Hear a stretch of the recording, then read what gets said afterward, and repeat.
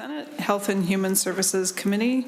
It is Tuesday, April 8th, 2025, and we do have a quorum present, although today we are hearing two bills informationally, and first bill on the agenda will be Senate File 3149. Senator Hoffman. Thank you, Madam Chair and members. As you may recall, last session, the legislature called the Department of Human Services, the Minnesota Association of County Health Plans, and the Association of Minnesota Counties to work together to develop a new rural county-based model for delivering Minnesota healthcare programs.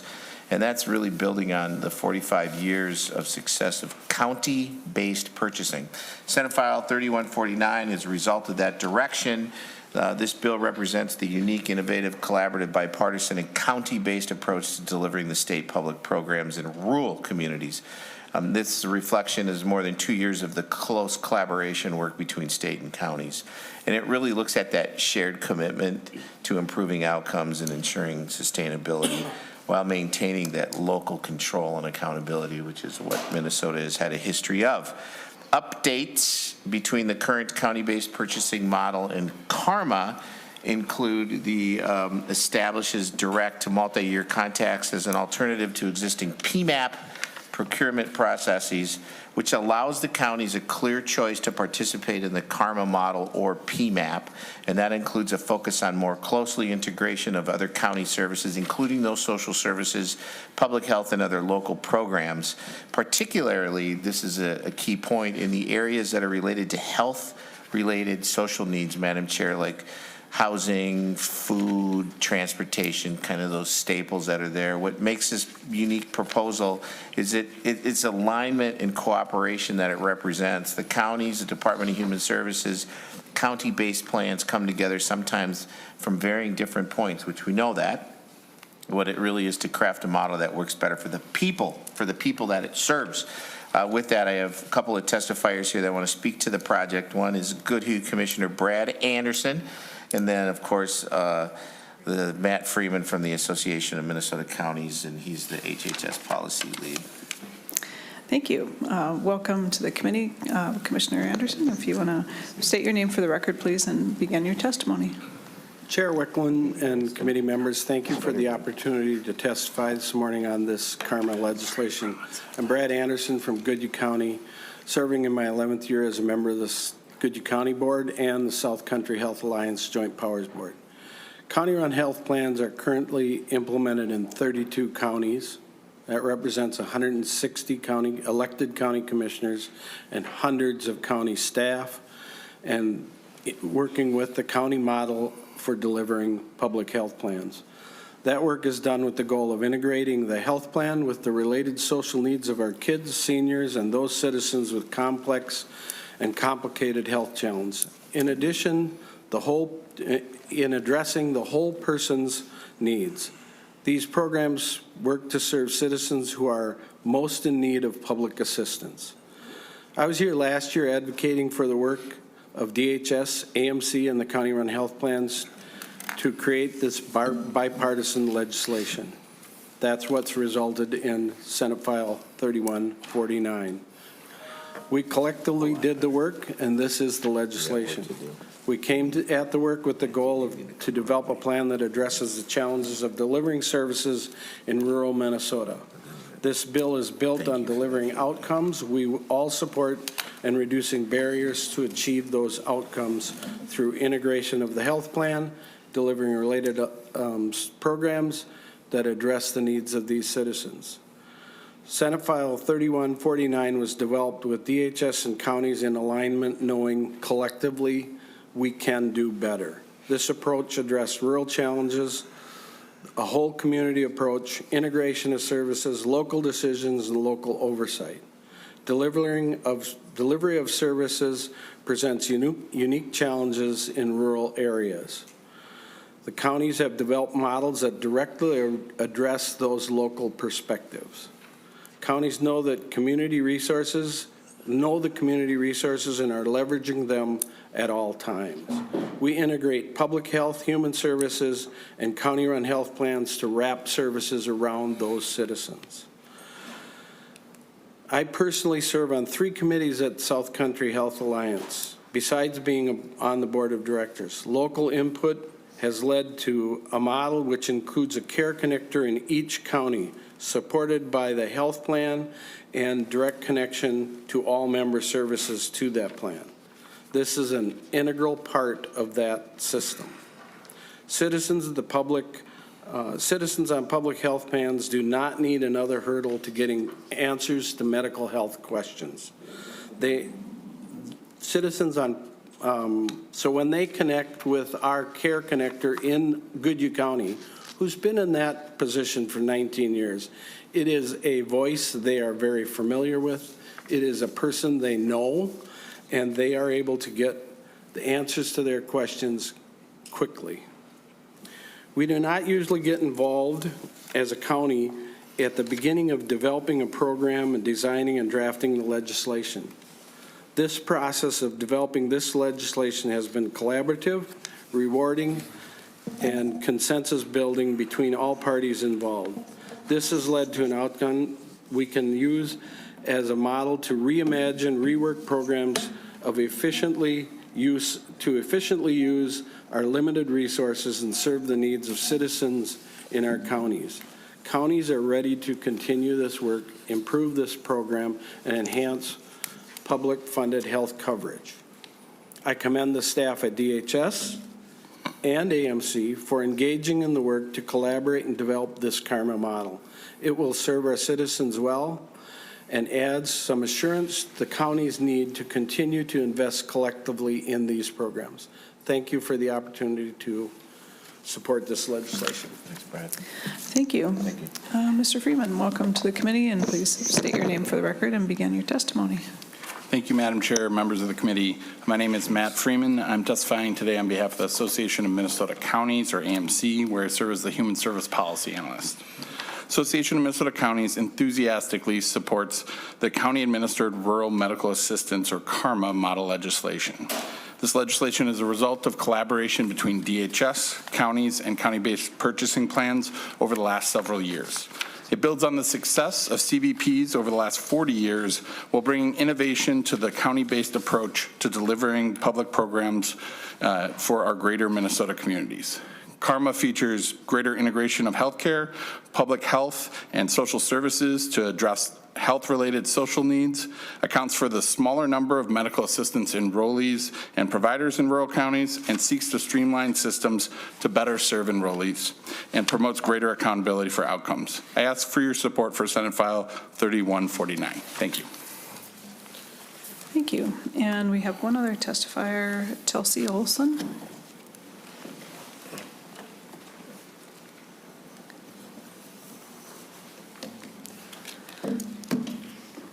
Welcome to the committee, and please state your name for the record and begin your testimony. Hi, my name is Chelsea Olson with the Minnesota Council of Health Plans. Thank you for the opportunity to testify today with our concerns on Senate File 3149. As the Council has testified in the past on the CARMA model, as well as the other bills impacting the availability of managed care, we firmly believe that level playing field competition is important to enhance services, and that consumer choice is especially important when it comes to accessing the healthcare services that you need. As the legislature considers the CARMA model, we are concerned enrollee choice and the benefits of market competition would be eliminated for Minnesotans and counties that choose the CARMA model. We firmly believe that Minnesotans are best served when all health plans, including the county-based plans, compete on an even playing field with their products and services, and Minnesotans make their own choices accordingly. This bill instead proposes to eliminate MCO managed care as offered by our nonprofit members in any county choosing CARMA. This eliminates the benefit of competitive bidding and natural competition to enhance services. Minnesotans would also no longer have any choice in which plan they prefer, currently often 2 or 3 choices, and instead they would face a mandated one-size-fits-all plan as decided by their county government. It is important to note that the CARMA model mirrors previous attempts to limit competition via sole source that has resulted in multiple rounds of litigation between county-based plans and the state. As such, if advanced, this may generate even more lawsuits, and instead we encourage the committee to preserve choice for Minnesotans and the benefits of competitive bidding for the state. Finally, these examples and others are likely to be explored in the pending DHS report commissioned by the legislature in 2024. We strongly encourage the legislature to consider the results of the reports and other factors before moving forward with this model. We appreciate the committee's time today and your consideration. Thank you. That concludes our testifiers. Members, do you have questions or comments? Senator Udke. Thank you, Madam Chair. Got a question more about the process. Today's hearing is an informational hearing, that's correct, right? Okay. What do we anticipate as far as this bill goes going forward? Is there a plan for it? Senator Udke, it's an informational hearing after deadline today. I mean, the bill will be considered alive, next session. I mean, it's an active bill, but since we're post-deadline, this is just an informational hearing today. Thank you. Other questions or comments? Senator Abler. Well, thanks, Madam Chair, and I'm sorry I'm late. Some of if we don't find ways to be innovative and focused and do some of our own wraparound stuff, I think that we're going to be in harm's way. And I think that there's so much opportunity for useful, cost-saving, better quality, all the things we hope for. We always look at cost, but I think if you want to look at, complexity, like the more complete services in a really good way, this is that. So, thanks, Madam Chair. Okay. Any other questions or comments?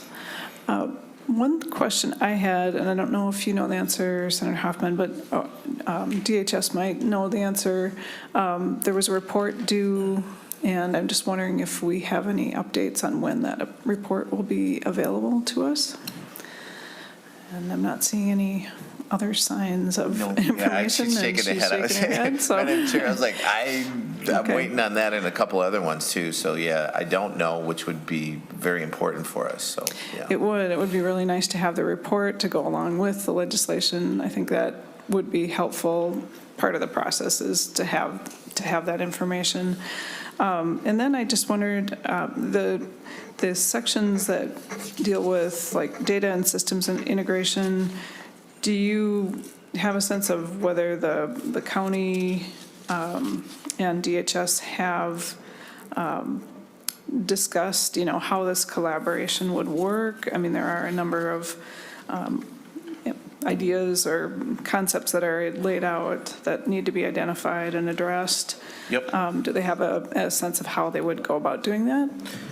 Madam Chair and members, and Matt, if you want to do the initial conversations they've been having, I think this also relates to, you remember a couple of years ago, Dakota County, they couldn't snap, Jim Abler remembers this one, SNAP versus WIC, they couldn't communicate because of the data problem, and do you remember Jerry Ralph and Chuck Uyghur went to work on it and came up with something? So I know the conversations are happening. So Matt Freeman, you want to update? Mr. Freeman.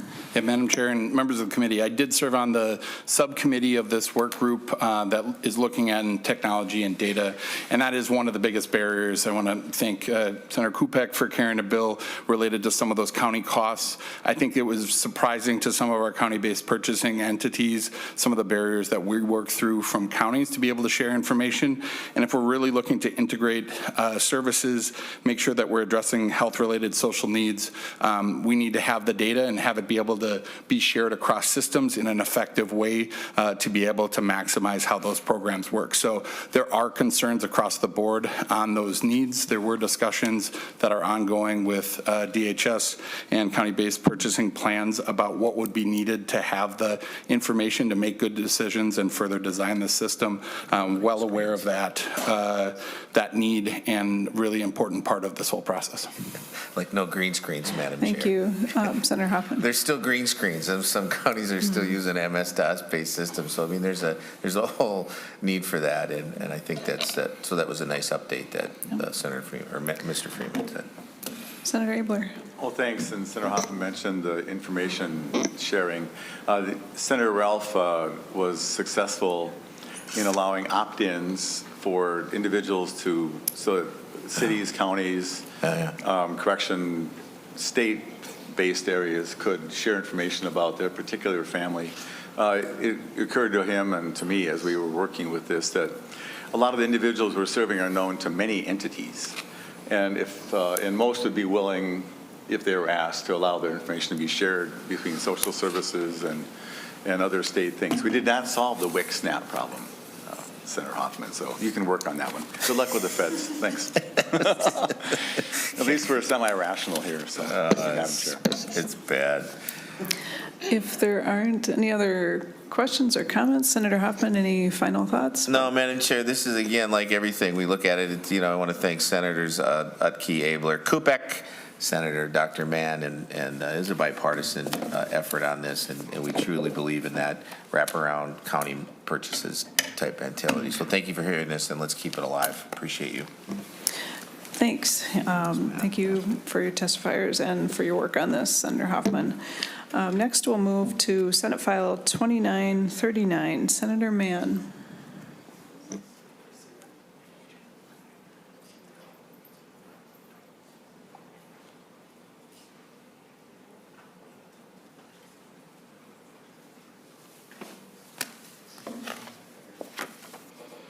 Senator Mann. Thank you, Madam Chair. 2939 is a bill to rein in corporate practice of medicine. There is an estimated 450 hospitals across the country, countless emergency departments, nursing homes, doctors' practices, and air ambulances that have been purchased by private equity companies.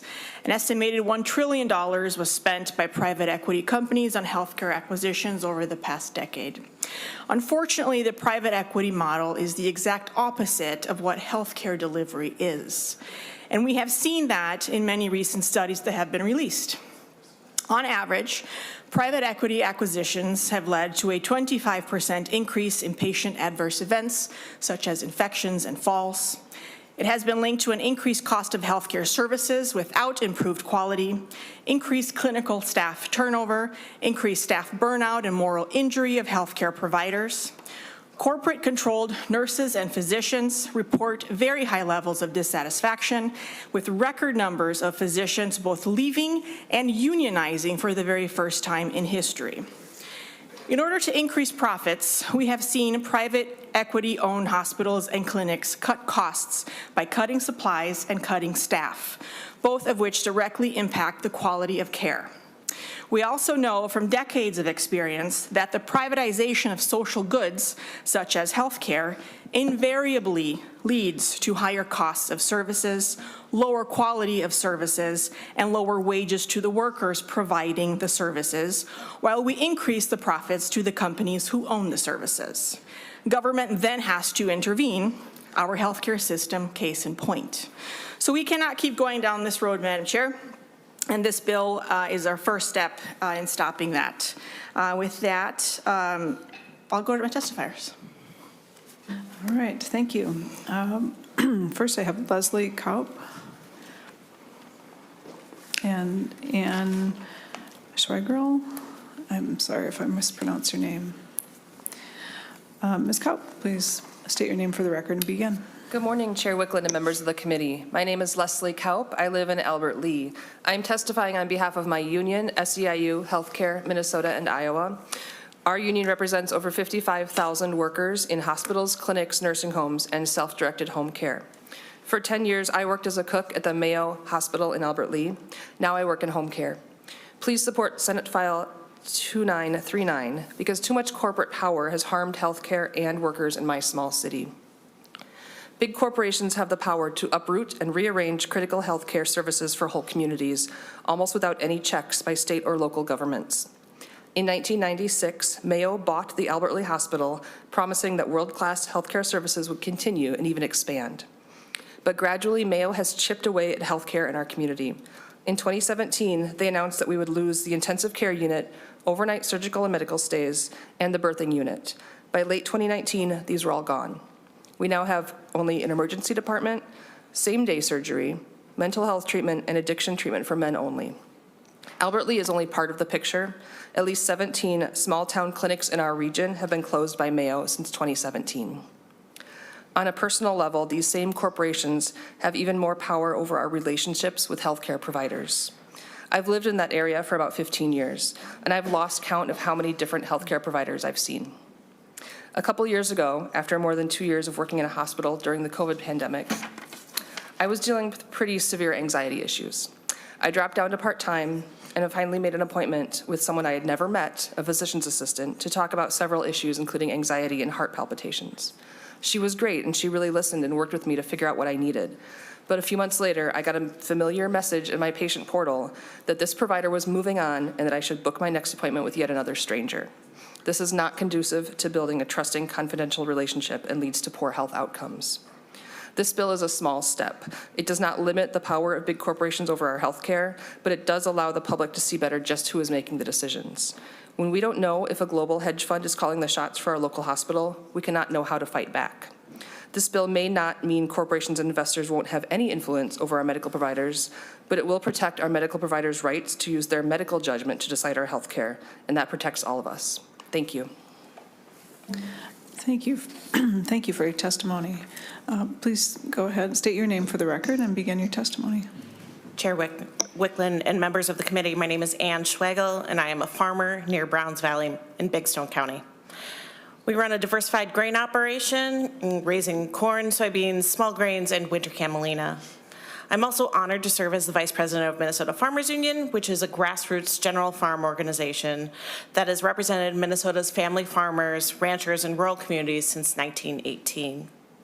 At our most recent annual convention in November, MFU members voted to make ensuring affordable and accessible health care as a key priority. A critical barrier to meeting that goal is the extreme consolidation in Minnesota's healthcare system, which drives up the cost and reduces access. I live and farm on the border of Big Stone and Traverse counties, where between Big Stone, Traverse, and the adjoining Swift and La Caparra counties, there is only one hospital providing obstetric care that includes delivery. It is difficult to raise a family and ensure the next generation of family farmers in rural Minnesota if there is nowhere to deliver your babies in 4 adjoining counties in western Minnesota. The passage of Senator Wicklund's 2023 legislation cracking down on large healthcare mergers was an important step in addressing a core driver of the lack of access. However, more needs to be done, and Senate File 2939, or the Healthcare Accountability Act, builds on the progress that has been made. This legislation will shine a light on the complex web of healthcare ownership in Minnesota that can enable private equity takeovers and providers that impact costs, consolidation, closures, and access to care. For example, a recent study in Minnesota found that large out-of-state chains, including those backed by private equity, have been rapidly acquiring nursing homes across the state. Nursing homes that have been acquired have laid off staff, cut employee health insurance, and performed worse on Department of Health inspections, all while their new owners charge significant management fees. Minnesota's laws have not kept pace with changes like these, and we need similar insight into what is happening across the healthcare system. The Healthcare Accountability Act, it's a mouthful, would modernize our laws and close loopholes that allow private equity investors in healthcare to make profit-driven medical decisions affecting care quality, service delivery, and access. Whether seniors, newborns, or everyone in between, rural Minnesotans deserve access to basic healthcare services. Senate File 2939 is a step forward in ensuring our medical communities can thrive. I want to thank Senator Mann for sponsoring this bill, and Minnesota Farmers Union looks forward to working with members to pass this important legislation. Thank you. Thank you very much. Next, I have Brittany Livacari.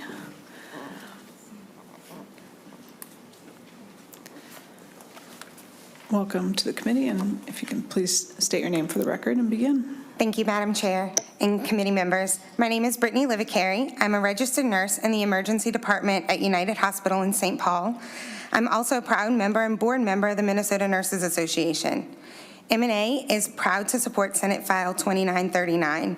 Like many other nurses working at the bedside, nurses at our hospital experience firsthand what happens when hospital executives, who are almost entirely made up of people with no direct healthcare experience, make detrimental decisions after detrimental decisions in ways that worsen the quality of care and put new strains on staff and are effectively pillaging our healthcare system.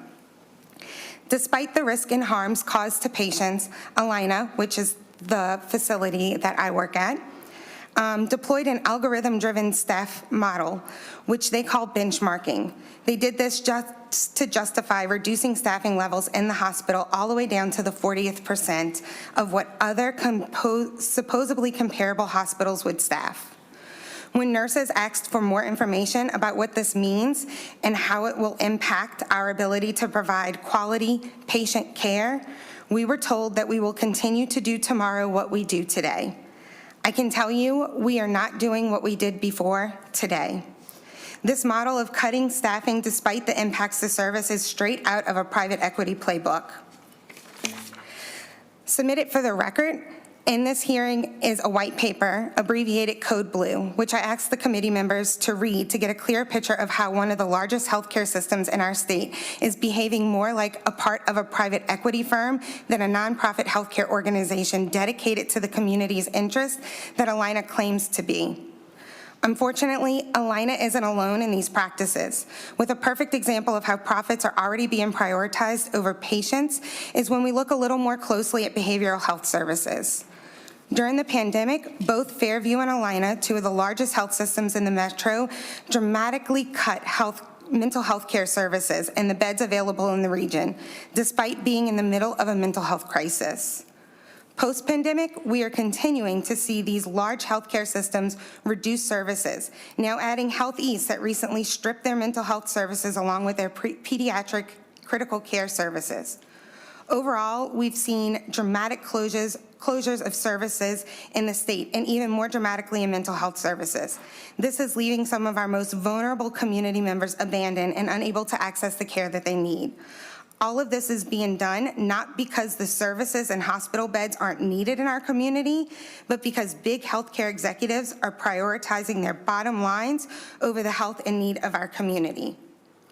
Have any of you recently had the unfortunate opportunity to visit an emergency room?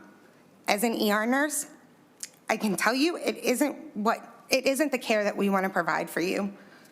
We don't want you having your entire assessment and treatment in the lobby. We don't want you sitting in the lobby waiting in pain and afraid for hours and hours, surrounded by numerous other very sick community members. We don't want you finding out that you need to be admitted or need surgery in the lobby. We don't want you waiting for hours, possibly days, for a hospital bed. And we are tired of apologizing for not being able to provide you with the care you deserve because the hospital systems are intentionally choosing profits over safe patient care. This bill doesn't solve all the access of affordability or quality concerns that M&A has with our state healthcare system, but it creates very real safeguards to protect against consolidation and property. We are very thankful to Senator Mann for introducing this legislation and to you, Chair Wickland, for making space to have this important discussion about addressing the lack of transparency and accountability in existing hospital financing reporting. With that, thanks again, Madam Chair and committee members, for allowing me to testify today in support of this bill. Thank you very much. Next, I have Hunter Cantrell.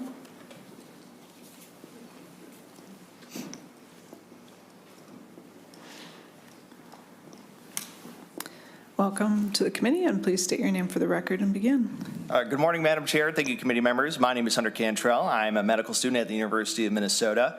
I would like to first thank Dr. Senator Elise Mann for another wonderful bill to address our healthcare crisis, and I'm here to testify in strong support of SF 2939. So private equity investments in healthcare have increased in the past decade to about $1 trillion in search of generating revenue for shareholders. Not all firms are nefarious actors, but ample data shows that many of these firms often charge patients more money, lay off support staff, cut corners on safety, and generate excess revenue by consolidating geographic monopolies of medical services. Private equity firms also have a history of using leveraged buyouts of medical services where they finance the purchase of the entity, as well as shareholder payouts that shift money out of healthcare and into the pockets of investors by saddling the medical entity with upwards of 50 to 70% of its asset valuation in debt, only for private equity firms to sell the entity after an average of 3 to 8 years post-acquisition. This risky financing model in particular underscores the urgency to establish more transparency and accountability around these acquisitions to prevent bad actors with a history of financially destabilizing whole hospital systems, physician group practices, and multiple nursing homes from jeopardizing healthcare access in our communities. As was the case of Stewart Healthcare Hospital System, which collapsed last year in Massachusetts. In Minnesota, we currently have a flimsy and opaque corporate practice of medicine prohibition framework predicated on 2 state Supreme Court cases from the 1900s. This lack of modernized transparency is problematic for many reasons, particularly because private equity firms will typically obscure their investments through the use of multiple LLCs and management services organizations. Under our current corporate practice of medicine regulations, private equity firms cannot outright acquire medical practices. However, they are able to establish management service organizations that are able to functionally acquire medical service providers through gaining control of, quote, non-clinical aspects of the practice's administration. This is something of a canard, as anyone who controls the administration of HR, workforce, billing, administration, and equipment does in fact control the provision of health care.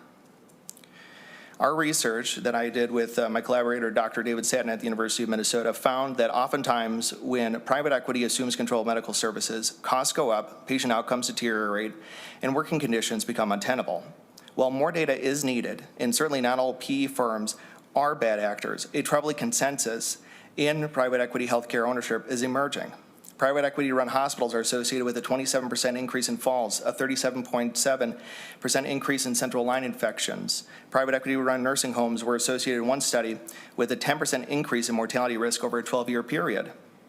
A 2024 study of private equity-owned medical subspecialties found an average increase in visit costs of $71 and a 9% increase in longer, more expensive appointments. In closing, investment in medical services is important, but no matter the source, it must be done in a manner that does not worsen our already significant healthcare affordability crisis and burnout crisis in our healthcare workforce, while harming patients in the process. We need safeguards now that set a level playing field that protects patients and providers while ensuring the sustainability of healthcare access for all Minnesotans. And with that, I thank you, Madam Chair, and members of the committee. Thank you very much for your testimony. And last, I have Dr. Alita Borud.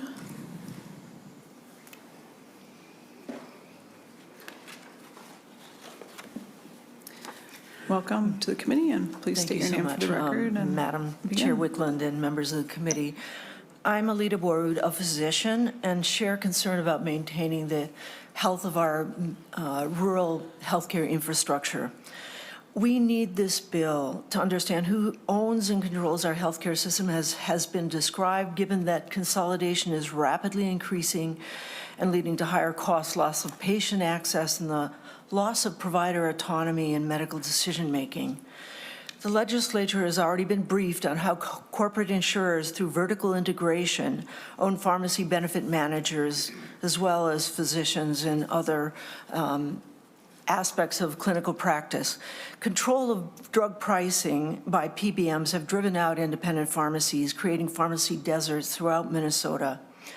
You know, a farmer told me that after his local Lamberton clinic closed, along with the nearby Springfield Hospital, he wasn't sure he could continue farming. He knew if he suffered a diabetic coma or an accident on the farm, without timely access to healthcare resources, he would die. He knew that this would happen if an accident occurred. Industry, these closures occurred in the most highly consolidated and expensive insurance region in Minnesota, the Southeast, as described by Ms. Kaup. Consolidation has fed high-priced, high-cost referrals to the mothership. Meanwhile, the local healthcare infrastructure is gone, and with it, well-paying jobs. Industry will argue the economic necessity of consolidation, but data disproves this, as Mr. Cantrell has already described. Harvard University researchers reviewed 2.6 million visits, finding that after vertical integration, Providers were incentivized to drive up production output, resulting in an increase in revenue, but also an increase in adverse medical events. You know, we providers were trained to actually care for people, not make widgets. And the bill to address healthcare worker well-being is not isolated from this commodification of care. The Journal of the American Medical Association also showed that private equity may hold assets in a corporate subsidiary, as described again by Mr. Cantrell. It may purchase the real estate of a hospital, sell it off to pay off its own investors, saddling the hospital with debts, leading to its bankruptcy and closure. You know, many of our rural hospitals operate with thin margins or in the red, making them vulnerable to takeover. With medical debt skyrocketing and federal funding threatened, please use your power to demand transparency and accountability from the owners of our healthcare system to protect the health of all Minnesotans, regardless of zip code. Thank you so much, and thank you, Dr. Mann, for this bill. Thank you for your testimony. Before we open it up for questions, Senator Mann, do you want to talk about your A1 amendment to kind of let us know kind of what additional thoughts you have about that? Yes, thank you, Madam Chair. So the A1 ensures that when entities own or invest in healthcare practices, they don't control or interfere with the actual clinical decisions that are being made. Minnesota prohibits this kind of corporate practice of medicine, as do most states, but our prohibition, as you learn, comes mainly from case laws. This makes things more certain. So yeah, that's pretty much it. Thank you. Members, do you have questions or comments about the bill? Senator Abler.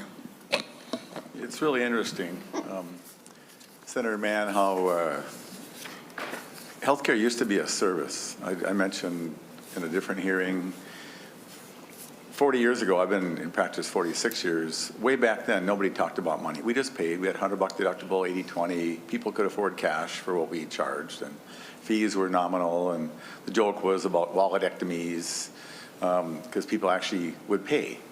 You know, that, anyway, it wasn't that funny of a joke, but that was what, you know, it's a procedure. You go to the doctor, but people expected there would be, I'm going to write a check, I'm going to pay $20 or something. And it's just evolved, I should say devolved, into a profit venture by, you know, venture capitalists, which isn't working really very well in this world or in telephone use by people at MSOP. There's equity there, we learned, in mobile homes and many places where the ethic of what drove you and so many others into healthcare is lost. And it's become a world of the MBAs. And I cannot tell you how many times I've been frustrated by what I presume is with all respect to 25-year-old MBAs, telling me what I can and can't do in my practice and how many treatments somebody might need. A person fell off a roof and they awarded me one treatment. They fell off a roof. You know, at least 2 treatments would be nice. I'm like, how do they know this? And so I think we should know who's running this. To the testifiers about Mayo, I think we know who owns them. They're just Mayo. So you're not going to get any news about that unless they've got some covert partners, which I doubt. But you know, why does Alina decide to close pediatric overnight beds when we need them? And why do doctors at Mercy and Unity, it's going so well, have to unionize? And why do the nurses forever have to bring up their issues about, can we just not go to work and get hurt today? Are you really going to do some policies? Are you going to have a meaningful committee where we can talk about our capacity and what's happening? So if this bill is a way to create more of that discussion, count me in. If you mind, I'll add on and I'll just send that message. We spend so much money in so many places. In this committee, we spend money for people on Medicaid to go to some of these operations, and we don't realize that a lot of the money isn't going to the clinicians or to the services, but being siphoned off to go to some fraudulent subsidiary of what used to be a nonprofit. I read in the paper today, Blue Cross's for-profit owner is losing money, like what? I thought Blue Cross, was it Blue Cross? I think so. In today's paper, like they lost $27 million. Like, how can a for-profit own a nonprofit? And we should at least know that. And I'm not here to beat up Blue Cross particularly, but just I remind all the people in this business, remember your mission statement. You know, Alina is a fine company. I'm just reminding everybody, it's a wonderful hospital. And there's plenty of people there that are driven by in a missional fashion. But let the administrators do the mission. Let the doctors and nurses and people that clean the place do their mission. And so that's what people think they're paying for, Madam Chair. So anyway, thanks for shining the light again. I appreciate it. Senator Port. Thank you, Madam Chair. Thank you, Senator Mann, for bringing this bill. We've been talking about this same sort of thing in housing for several years now. Senator Bolden has been working on a bill because we're seeing the same thing, right? Buying up of a need that we all have, right? Everybody needs housing. Everyone's going to need health care at some point. But if it's no longer a service, like Senator Abler was talking about, and instead is a business, is a way to extract wealth, it's going to tilt the scales against good patient care. You know, right now there are different times when these sorts of things can really explode, and when costs are rising, and recessions, those are great times for private equity. They're actually exactly what they look for, because they can buy a bunch of stuff up cheap, and then they can suck all the wealth out of it and sell it off later. So I think this is a really timely bill, as we're probably looking at more of this happening, not less. And understanding who is operating in our state is the first step to figuring out how we actually rein it in. But also, I really appreciate your amendment, because I think, you know, relying on case law only gets you as far as the courts let it get you. And putting in our statutes that doctors should be making the decisions, not based on profits, not based on quotas or, you know, numbers from on high. Doctors should be making those decisions with patients. And I can tell you, I've spent a lot of time in and around doctors' offices in the last few years. There is those few minutes that you have with a provider that actually feel like healthcare. The rest of it feels like a job. It feels like you're trying to navigate like the shittiest job in the world. Talking to insurance, your PBMs, trying to get appointments, all of those pieces don't feel like they are centered around a person getting care. They feel like, well, what's the day we can like extract the most money out of you? And so I really appreciate this bill. I appreciate its focus on trying to find the information so that we can regulate it. And I appreciate the amendment that makes sure that doctors are making choices because of patient care, not because of profits. Thank you. Senator Bolden.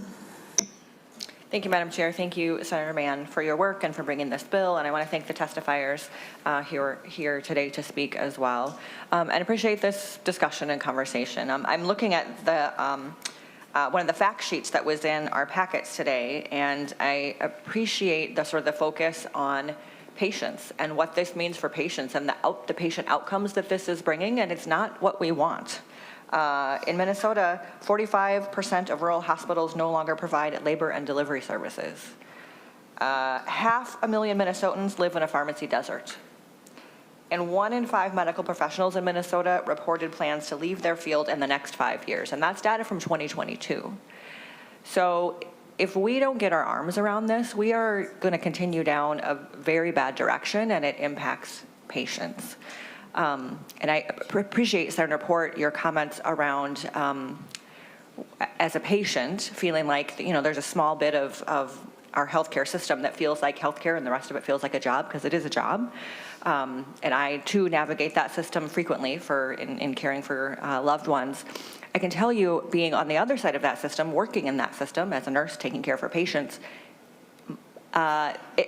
there's a smaller and smaller bit of that actually feels like the delivery of healthcare in time that I'm with my patients delivering that care. And there's a whole lot of other time around that that doesn't feel like delivering healthcare. It feels like jumping through hoops and red tape and non-value add activities because of the corporatization of healthcare. And so the consolidation that we are seeing and this insatiable greed that we are seeing, we have to get our arms around that and we have to address it because it is affecting patients and is not the care that we want for people. So thank you for your work on this, and I look forward to working together to see it move forward. Thank you. Senator Liskey. Thank you, Madam Chair. Madam Chair, Senator Mann, I'm going to echo a lot of what Senator Abler said. I think there is problems in our healthcare system. You and I have talked about them at length. Our solutions are not always the same, but we do agree that there are problems and that we need to find solutions. Reading through this bill, the first gut instinct was, this is a problem. Just because I have a concern about regulations and things like that, and that's a different perspective from my perspective.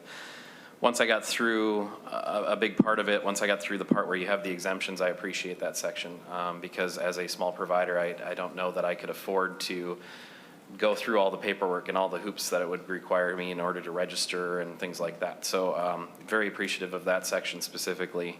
I know our goal is to reduce the cost of healthcare. That's something that we've all talked about trying to do on this committee. There is a fee there that is blank currently. Maybe that specific section I would have questions about for you if we get to that in the future, because adding fees and adding more requirements doesn't always help, and I think you already have a punishment in place, so there would be a fee if they don't do it, and I think that's probably strong enough to keep them from doing this, and so adding a fee to cover the cost of the paperwork seems kind of a little redundant in that case. Otherwise, I do look forward to seeing how this will affect it. The amendment, I think the ownership requirements seems logical. In chiropractic businesses, we have to have a chiropractic license in order to own the chiropractic clinic. It's been a state law for a really long time. It's not existent in all other states, but in Minnesota it does. If I were to pass away, my wife wouldn't be able to own my clinic. She would actually have to sell it immediately or find another doctor to fill in while I'm there as a partial owner or while I'm not there. So it's definitely an interesting approach, and it sounds like your goal is to spread that to all medical facilities, which is fine with me, I guess, at the end of the day. So because again, like you say, and like I generally agree, healthcare in its base should not be a for-profit service. It should be there for healthcare. Yes, we have to have money involved because as providers, we don't want to do something for free because we do have to pay for our overhead.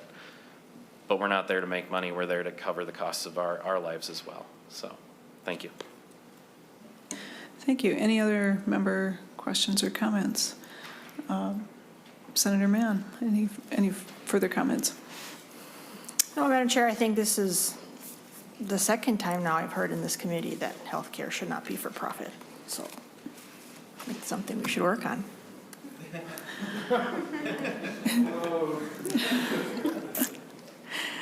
Thank you. Yeah, thank you for bringing the bill forward. I am, I'm a big fan of having more transparency and accountability. We have a hard time at state government level of bringing forward, requirements or changes, but I think that we can definitely work on transparency and accountability and try to help us, move forward in a way that is more towards patient care and less, less of the corporate interests. So I appreciate your bringing it forward. The bill, as the other bill we heard that we talked about today, 2939 will be available to us next session, and hopefully we will continue to have discussion.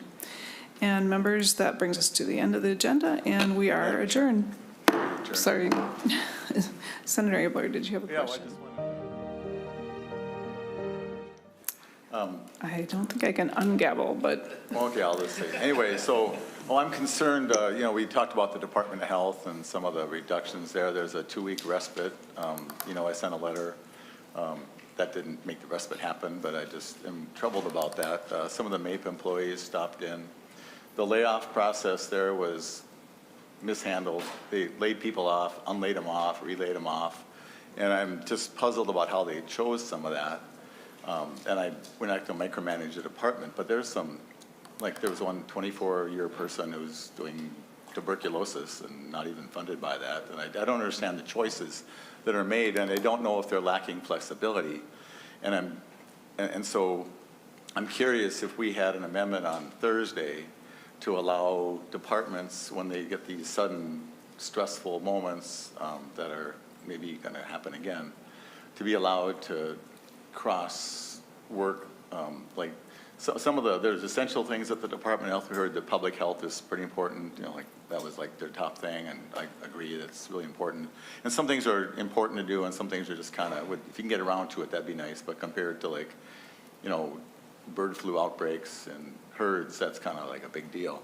So I would like to at least make sure they have the flexibility to do what they think is best internally, and like kind of softball some of the other programs while they make sure that what's really important is there. And particularly, I just wanted to put a plug in for the employees there. They're just being whipsawed, but not just by the feds.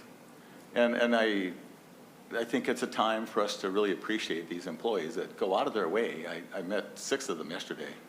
And one was an aspiring young woman who was eager to become part of the Department of Health team, and not so much. And it just troubles me. And we are the ones that oversee. I don't get invited to many meetings as you do. I just only have this venue to say what I'm worried about, and I'll have a venue on Thursday and then the floor, and then nobody comes my way. But I think that it's important that in this committee we can recognize that, and if you can ask somebody if an amendment to give them flexibility to work within their appropriation, which is much larger than it was 2 years ago, to keep these people who are stellar employees and preserve the key parts of the department. So I guess you can react, even though we're adjourned. Thank you, Madam Chair. I'm sorry, I was quick to do that.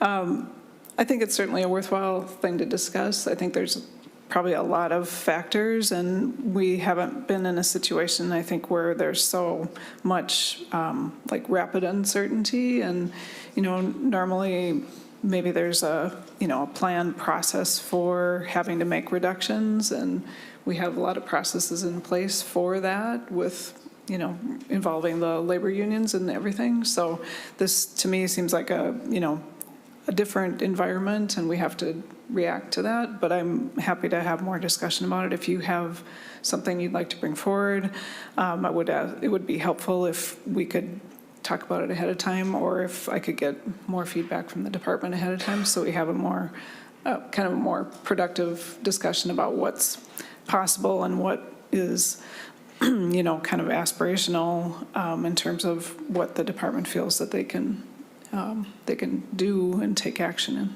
So Thank you, Madam Chair, and I appreciate that. And it's just ironic that, partisan worlds, I think both sides could have done better on this one. So thank you, Madam Chair.